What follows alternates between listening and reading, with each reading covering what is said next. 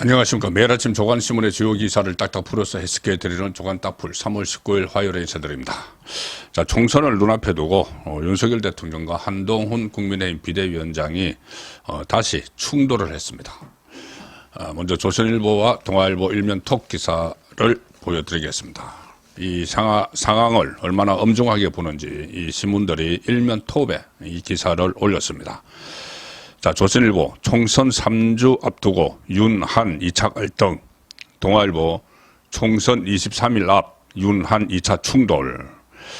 자, 이종섭 항상무 문제 계속되자 한동훈이 이 총선 리스크가 되고 있다 해서 조치를 요구를 했고, 대통령실에서는 수용할 수 없다 이렇게 선을 그었습니다.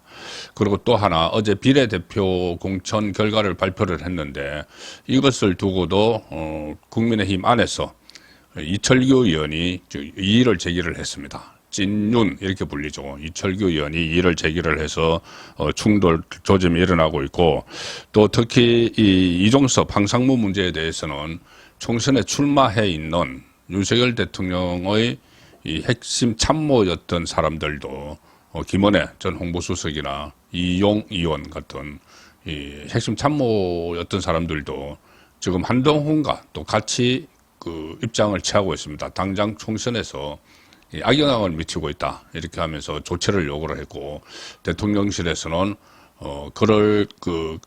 그렇게까지 뭐 항상무 같은 경우에 이 사퇴를 시키거나 이종섭 호주대사 같은 경우에 지금 당장 귀국시킬 그런 정도는 아니다 이렇게 이야기를 하고 있어서 전선이 여러 곳에서 지금 형성이 되고 있습니다.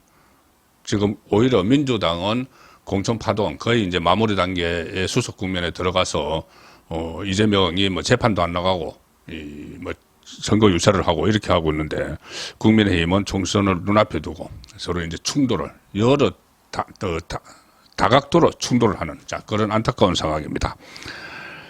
대통령실이 어제 국민의힘 한동훈 비대위원장이 요구한 이종섭 호주 대사의 즉각 귀국, 그리고 황상무 대통령실 시민사회수석의 거취 결정, 여기에 대해서 반대 입장을 공식적으로 밝혔습니다. 한동훈 비대위원장이 도어스태핑에서 요구한 것을 일축을 한 것이죠. 한동훈 비대위원장 어제부터 또 어제 도어스태핑을 또 하지 않았습니다. 제주 일정도 했었는데 또 취소를 하고 뭔가 심상치 않은 기류가 내부에서 흐르고 있다 이렇게 볼 수가 있는데, 총선 앞두고 국민의힘이 그 해병대원 사망사건 관련 수사 외압 이 의혹 수사 중에 호주로 떠난 이종섭 대사와 언론인 핵활테러 발언으로 논란이 된 황상무 수석에 대한 조치를 요구를 했지만 대통령실이 거부를 했습니다. 지난 1월에 윤석열 대통령과 한동훈 위원장이 김건희 여사의 디올백 논란 등을 두고 충돌한 데 이어서 총선을 3주 앞두고 당정 갈등이 재점화됐다는 이 평가가 나오는데, 윤석열 대통령의 경우에는 이거 인사건과 연결된 문제죠. 뭐 항상무 도 그렇고 이종섭도 그렇고 인사건과 연결된 문제이기 때문에 동의할 생각이 없다. 그리고 언론인 핵활테러 발언 논란을 일으킨 황상무 수석도 지금 여러 가지 말들이 나오지만 사실과 좀 다른 점이 있다. 자진 사퇴하지도 않을 거다. 이렇게 이야기를 하고 있습니다. 기자들과의 그 사석 자리에서 여러 가지 이야기를 하다가 과거에 이제 핵활테러 사건을 하나의 또 사례로 든 건데, 그 부분만 딱 떼내서 MBC가 보도를 해서 또 이 파장이 일어나고 있는 겁니다.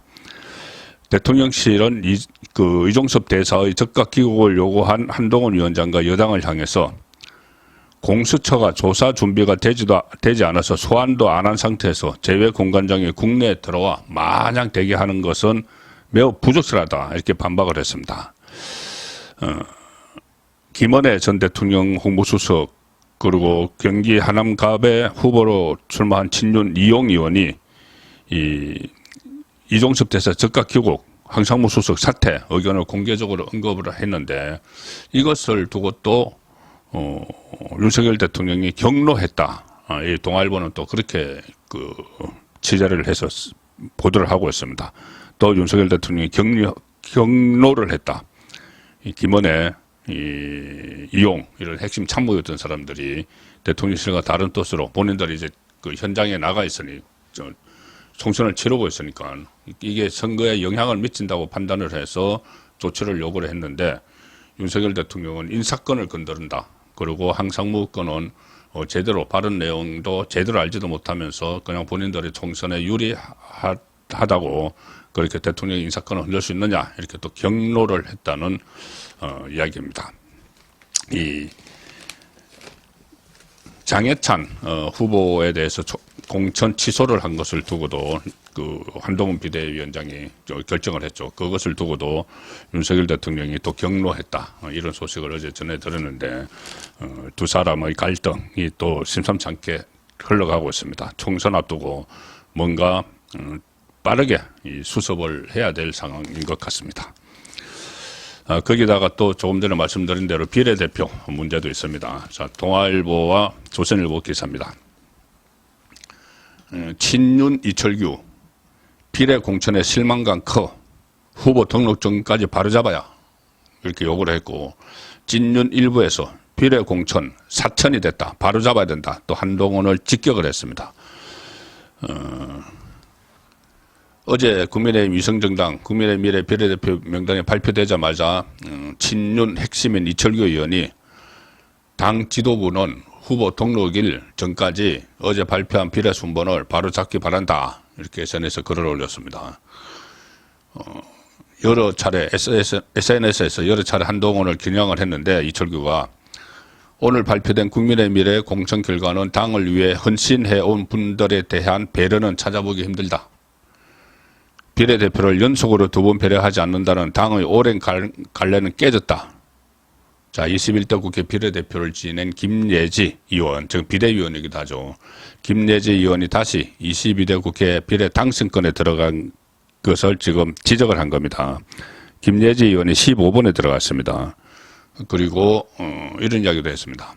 그간 공사석에서 그 한동훈 위원장은 그동안 이제 김예지 의원에 대해서 저런 분이 비례대표를 해야 한다 이렇게 밝히기도 했기 때문에 지금 특히 김예지 의원을 겨냥을 하고 있고 이철규 의원은 또 비대위원 2명이 비례대표에 포함되고 생소한 이름의 공직자 출신 2명이 당선권에 포함된 상황에서 온갖 굳은일을 다 해온 당직자들이 배려되지 못한 데 대해 실망감은 더더욱 크다.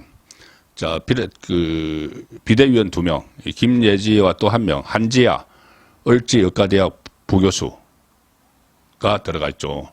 그래서 어떻게 비대위원 2명을 비대위원장이 집어넣느냐 이 이야기입니다.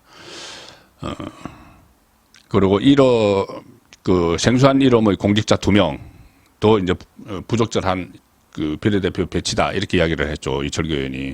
그 이름은 이야기하지 않았지만 당내에서 나오는 이름은 당선권인 13번을 받은 강세원 전 대통령실 법률비서관실 행정관 그리고 17번 받은 이시우 전 국무총리 비서실 공보실 서기관이라는 이런 이야기가 지금 나오고 있습니다. 이름도 생소하다. 그러면 이것은 어디서 집어넣은 거냐 이 이야기죠.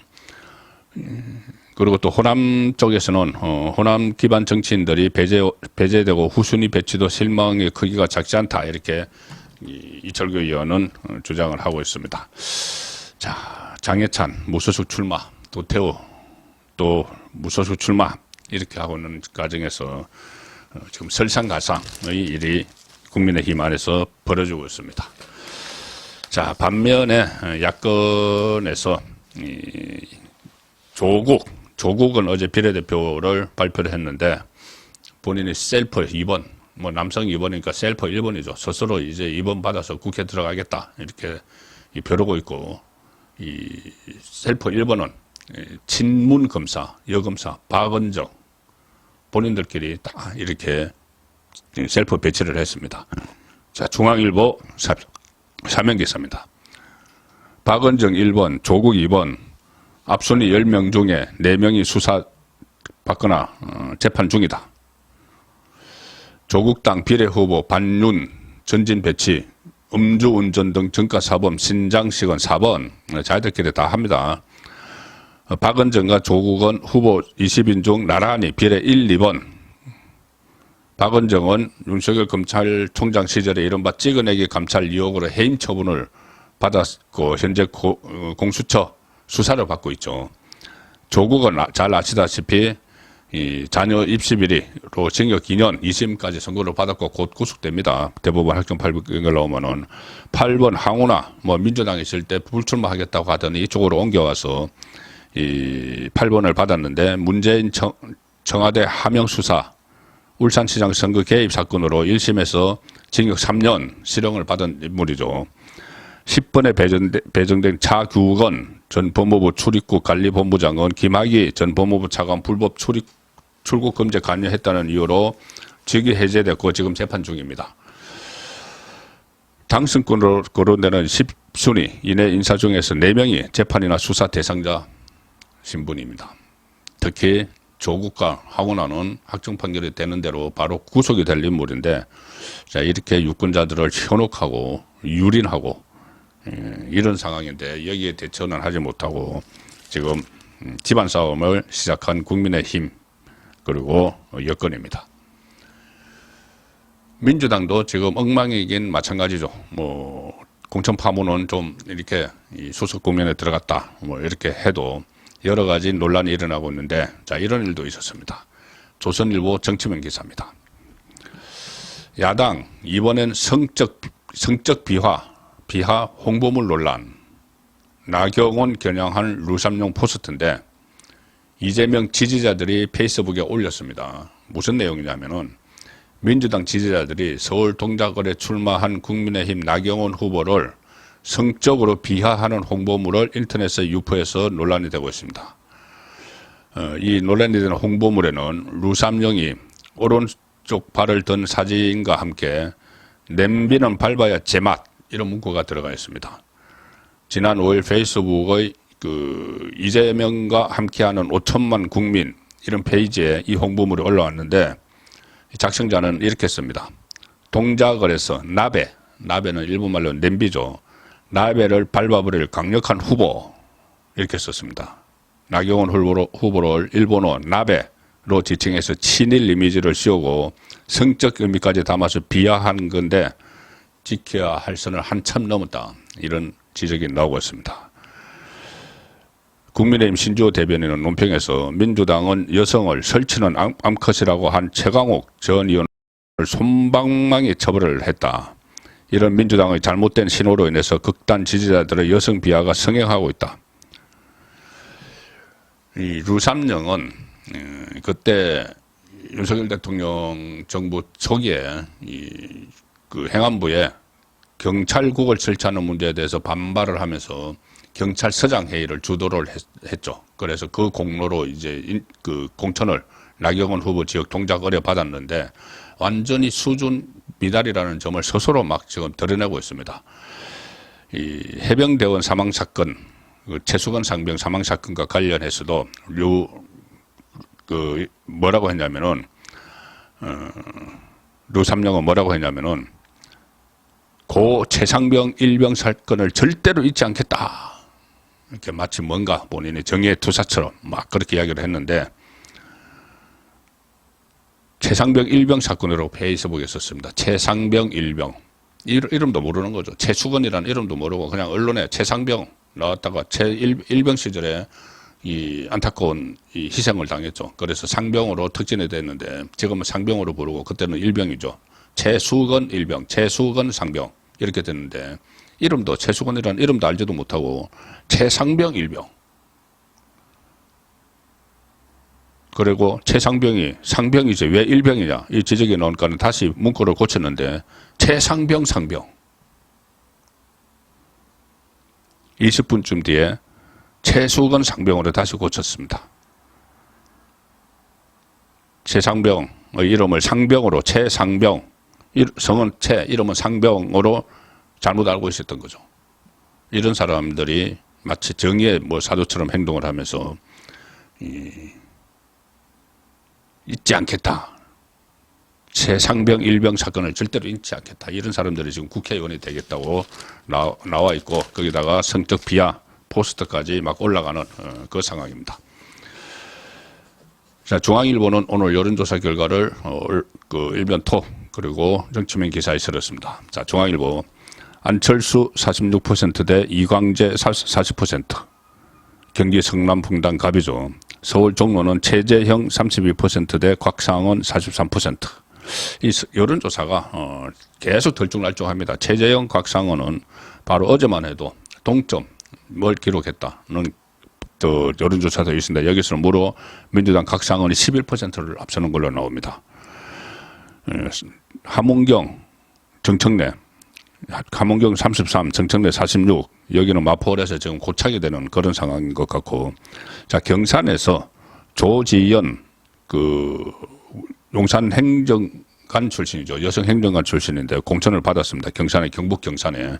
그런데 여기에는 무소속 최경환이 나오죠. 친박 자장이었던. 여기서는 최경환이 42, 국민의힘 공천을 받은 경산 조지연이 32, 10%포인트는 차이가 납니다. 그래서 대구 경북 25곳 중에서 유일하게 국민의힘 후보가 뒤지고 있는 그곳이죠. 전주을에 출마한 정운천 후보 22. 자, 친문검사 서울중앙지검장 여기 공천을 받아서 여기가 있는데 이성윤이 47. 자, 친문검사들도 지금 국회의원 배지를 달려고 하고 있고 조국 쪽에 간 이 범죄자들도 전부 배지 달겠다고 난립니다. 좀 제가 계속 궁금했던 지지율 조사가 하나 나왔습니다. 인천일보와 경인방송이 같이 조사한 겁니다. 자, 인천일보 기사. 화성시을 공영훈 46.2%, 이준석 23.1%, 한정민 20.1%. 자, 이 화성시을에 이준석이 골라서 갔죠. 그런데 거기서 민주당 후보 공영훈이 46.2, 이준석은 23.1, 절반입니다. 절반. 본인이 당선될 수 있다고 골라서 갔는데 지금 민주당 후보에게 절반. 국민의힘 한정민 후보 20.1%가 오차범위 안에 있어서 고르다 찾아간, 왜 여기 찾아갔냐면 화성을이 거기에 반도체 벨트 이렇게 속하는 곳에서 평균 연령이 34세 그리고 40대 이하 연령층이 많다. 그래서 본인은 자기가 2030에서 절대적 지지를 받고 있다고 착각하는 인물이죠. 이준석은. 그래서 거기 갔는데 결과는 민주당 후보에게 하프 스코어 절반밖에 못 미쳤다. 그리고 이 지역은 원래 민주당 지금 이준석 당에 가 있는 이원욱이 지역구를 현역 국회의원이었습니다. 자기는 여기 물려주고 화성 정으로 갔는데 이원욱이 원래 민주당 지역구로 이원욱이 이준석에게 지역구를 물려준 셈이나 마찬가지인데 그래도 23.1% 민주당 후보 공영훈에게 절반 이것밖에 받지 못했죠. 이원욱 지지층을 흡수를 전혀 하지 못하는 그 상황인데 여기 안에서도 본인은 20대, 30대를 믿고 갔는데 20대에서 보면은 민주당 공영훈이 45.0, 이준석은 28.8, 그 절반, 30대 40.1, 29.6 어림없는 그런 스코어를 보이고 있습니다. 자, 이 개혁신당의 정당 지지율이 이제 1%까지 떨어졌죠. 그 정도면 아예 지지율 없는 겁니다. 거기다 이준석도 여기 화성까지 대구를 간다고 했다가 세종시 간다고 했다가 서울에 노원병 간다고 했다가 결국 화성까지 찾아갔는데 거기서 소멸이 되고 있습니다. 3월 19일 보내드린 조간 딱풀이었습니다.